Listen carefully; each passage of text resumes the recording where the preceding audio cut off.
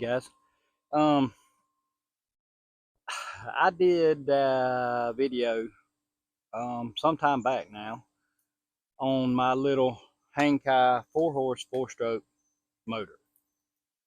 That video, Lord have mercy, I didn't think the video was going to get 500 views, and Lord have mercy, was I wrong. It's well over 10,000 now, I know, when I looked last. And I've got all kind of comments and questions and people who are boat motor specialists. First thing, when you buy this engine, read the specs. I had a guy say, well, that's not a 4-horse motor. Well, it's a 59cc engine. It's basically a weed eater on a boat motor frame. I thought that most everyone had enough common sense to know that, and I'm not insulting anybody. I know there's people out there that don't know a lot about boat motors, but when you see a tiny little engine like this for 189 bucks on Amazon, chances are it's not a 4 horsepower, it's not a 3 horsepower, it's barely a 2 horsepower. It's designed for someone who don't want to spend a lot of money, who has a tender or a small kayak or canoe that wants to puddle around fishing on a lake or a pond. It's not made to put on your center console boat and go deep sea fishing. 189 bucks. Bear with me. This engine has been a great engine. The only problem I've had with it is some carburetor issues. Now, when I bought this engine, bear in mind, I already knew by doing research I needed to change the spark plug. And the main reason I did that video is because I watched a lot of videos of people buying these, throwing them on their boat, hauling ass, and then coming back and saying it's a piece of junk. It locked up, it broke, whatever. And I did that video because I knew that some people wasn't aware that there was not oil in the foot where the bearings and the gears are that drives the prop. So that's the main reason I did the video on this little engine. This is 189 bucks, and it's made for just what I said. You know, to have a little bit of fun on a lake or a pond with a small boat. It's not a 4 horsepower engine. It is 4-stroke. It's probably about a 2 horsepower or maybe a little more. I doubt it's even that, to be honest. And I thought everybody was aware of that reading. You have to read the description on these things when you buy stuff like this online. You have to. I knew what I was getting, and for less than 200 bucks, I didn't expect much. And I was pleasantly surprised, actually. I'm keeping the motor. I'm not going to throw it away. It's still great to throw on my kayak or whatever. And I'll show you the problem I have with it. Now, with all this being said, this engine, this is a Coleman 2.6 horsepower. Now, immediately, if you look, you can tell there's a very noticeable size difference. That's because this is a true 2.6 horsepower engine. This is a weed eater. Okay. This is water cooled. This is air cooled. This has an engine cowling. This does not. Well, I guess you could count this. My point is, everything to do with the engine is concealed inside this cover. This one has a cover over the crank rope, and everything else is exposed. All right. Now, $189, $800. You see where I'm going with this? If you want to spend the money and get an engine like this, naturally you're going to get a better product because, as the old saying goes, you get what you pay for. If you are a little mechanically inclined and know how to work on stuff, this for less than 200 bucks, which they fluctuate online. I know I've seen them $400. I've seen them less than 180. Keep your eye out, especially at the end of the summer. If you want one of these to piddle around with for less than 200 bucks, there it is. I changed the prop to a metal prop. It comes with a plastic prop. The prop I got was for a Suzuki, I think, 3 horsepower. I have the model number. I'll give that to you guys before the end of the video. But firstly, let's go over this engine. The problem I had is there's a little adjustment screw in the carburetor. I don't know if the spring is too strong or not strong enough, but what happens is as you run the engine, that screw vibrates out and it starts running like crap. Then it gets to where it won't start. I am going to try compressing the spring a little bit and see if that solves the problem. But as far as running, the engine has gave me no issues other than that screw causing it to run like crap. It's not fast. You put it on even a small boat, you're going to piddle around at maybe 4 or 5 miles an hour, maybe 6 on a good day, no current, no wind. But yes, is it worth $189? Absolutely. Would I buy it again? Absolutely. Would I pay $800 for a boat motor? Absolutely not. I'm a cheapskate.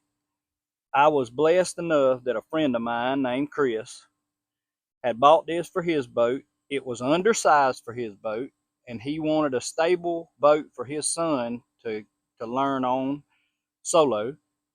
And I had the pontoon, so I traded Chris the pontoon for this motor. So I looked up and got this. Would I buy it right now online for $800? No, I absolutely would not. I'd stick with this right here. It's all in how much you want to spend and what you're going to do. I hadn't even put this in the water yet. Am I looking forward to it? Hell yes, I am. Am I going to throw this in the trash or get rid of it? No. I'm going to keep it and use it. Or my kids can use it on their kayaks or friends or need one or, whatever. But I'm not going to get rid of the engine. Hell no. It was a gift from my wife. But the thing is, people leaving comments, if you're having a bad day or whatever, I don't mind comments. I appreciate constructive criticism. I answer all my comments. I try to be polite. But you get what you pay for. I thought everybody realized that, but I guess I was wrong. But this is $189 worth of Chinese awesomeness. It's fun. It's light. Yes, it's worth the money, and I would buy it again because I knew to put the oil in it. I know enough about tinkering and piddling to keep it running, and it's great for me.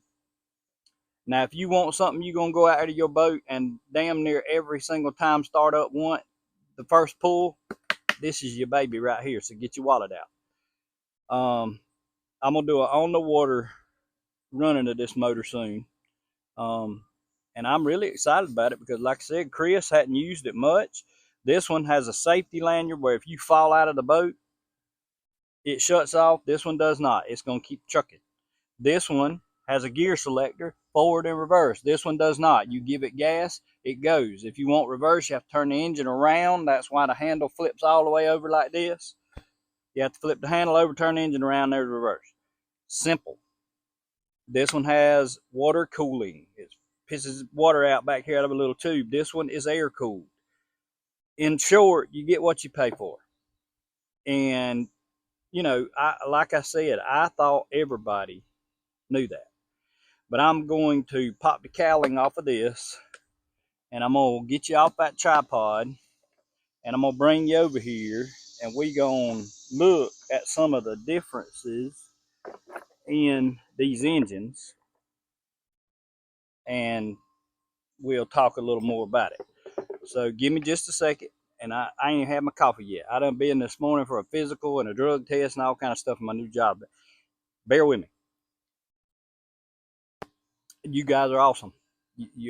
all my old subscribers, thank you so much. And all my new ones, thank you for subscribing. Stick around. I got a lot of good stuff coming. But I'm not a full-time YouTuber. I can't do a video a day every day or every other day because I have a family, a home, and a yard to keep up, a job to work, animals and chickens and everything to take care of. So I'm not going, if you're looking for somebody that posts a video every day, I ain't your guy. But I'm going to do my best. So there's some good stuff coming. And if you saw my video on the Sporgain lawnmower blade sharpener, the first video I did, I had the thing backwards. It still worked. It still sharpened it at a 35-degree angle, but it was backwards. I did a video correction video showing you the proper way that it was supposed to face and the proper way that you're supposed to use it. So please watch that if you haven't. And that's a great product. It makes sharpening blades so much easier, quicker. It's just great. But hang on just a second. I'm going to get you off that tripod. We're going to look at these motors. Okay, this is the Hangkai, and you can see right here on top says 4.0 horsepower 4T, which is 4 horsepower 4 stroke. I don't know if China does horsepower on these small engines different than we do. I don't know what the deal is behind that, but you can look at the daggum thing, and it's a weed eater. You see it the size of my hand. It's a weed eater on a boat motor foot. That's what it is. I mean, it's a nice little engine. It seems to be well made. I haven't had any problems other than the carburetor. You can see there's the oil dipstick, nice, clean, full of oil. It's a 4-stroke, meaning you don't have to mix gas with oil. This is also a 4-stroke, but you look at the size difference in these engines. As you can see, this one is a lot different. It has a lot more going on here. It's got a choke, start rope. Here's your gear selector, forward and reverse. There's your kill switch. You hook this on your life jacket. If you fall out of the boat, it snatches that out and kills the engine. The engine stops and the boat waits on you. Where if you fall out with a little Hangkai on there, you better have your swimming breeches on. But you can see, here's the dipstick on this one. Same thing. You put the oil in the engine, you put the gas in the tank. There is no mixing of anything. But you can also see by this is more robust. And yeah, you get what you pay for. Look at the size of the foot. Look at the boss man right here in the shade. But look at the size of the foot. Look at the prop. That's a 3-blade prop. The foot is, see the difference? There's monumental difference in this. Even the way the neck's made, you can see monumental difference. This is a 2020, I think Chris said. I don't remember, and it don't matter really. Date of engine manufacture, you can see right there. Yeah, 06 of 2020. So this is a 2020 model. But it shows you there, it's got a gas shut off as well down here, which I love. The other one does not. It's got an air cleaner, which the other one does right there. But yeah, I'm excited to try this. I have not even put it in the water yet. And what I might do is get a barrel and we'll crank it up and see how loud it is and all that kind of stuff. But the main thing I wanted to do, guys, is to get to some of those comments. I know it's not a 4-horse. I knew that when I bought it. It's less than 200 bucks. Like I said, 200 bucks, 800 bucks. See the difference? I wasn't saying that it was a 4-horse. I was reading the description and the sticker that's stamped on the engine. I knew from the start it wasn't a 4-horse engine. I know I've been dealing with boats for all my life near about it. I know you're not going to get a 4-horsepower engine for no less than $200. You're not going to get a 4-horsepower engine that's worth anything unless it's used and you find it on Facebook Marketplace for less than $1,000. If you do, you got a great deal. I'm just saying. But anyway, let me get a few things moved around. We'll get that barrel. We'll get this thing in the water. We'll fire it up, and we'll see how she runs. Stick around. Thank you, guys. All right, guys, just to show you, this is the little Hangkai. See that screw right there? That's the culprit. That's the problem I've had with this little engine. Other than that, like I said, I'd pay 189 bucks for it again all day. But anyway, I hope that helped. All right, now let's get this thing. Now you doing this with me for the first time. This is the first time I've done it. I didn't crank it when I got it because I know Chris and I trust Chris. So let's see what we get into here. First thing we got to do is turn the gas on. Where was that at? I done turned the motor around, screwed myself all up. There it is. All right, gas is, which way's on? On that way.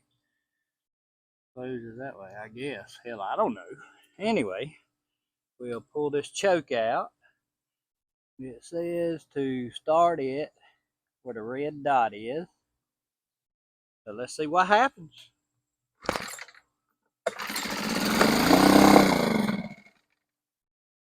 Okay, that was a good sign.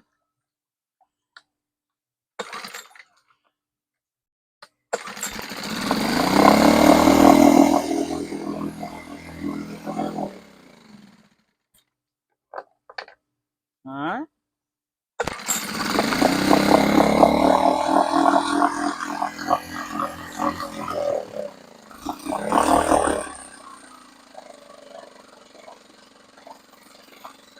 Not bad.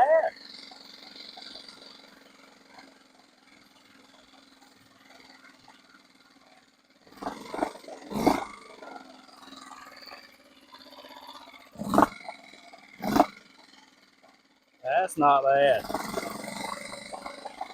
We'll let it warm up right there for a second.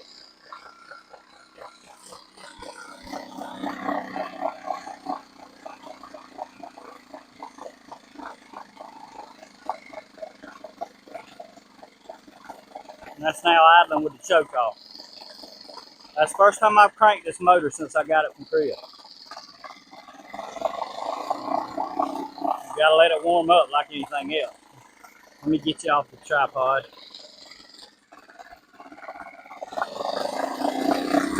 You see the, whoa, what's going on here? There we go. You can see the water coming out of the cooling system.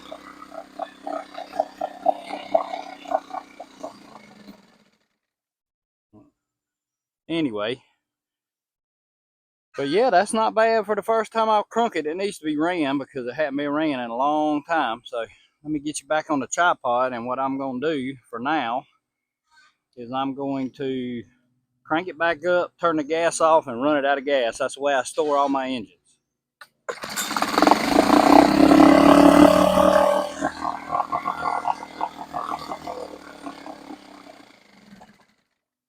Man, it don't take long for it to run out of gas. I can tell you that when you turn that knob off.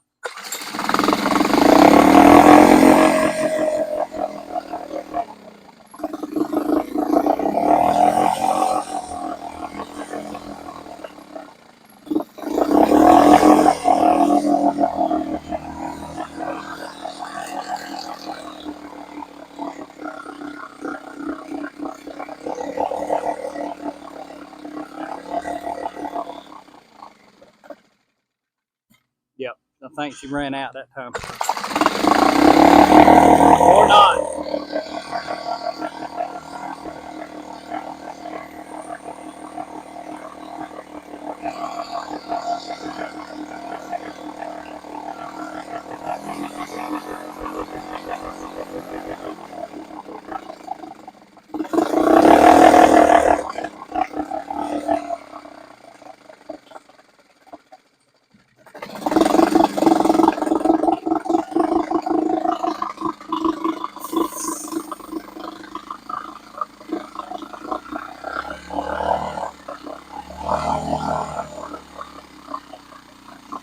A little water in there. It's got above the muffler. I wake my wife up.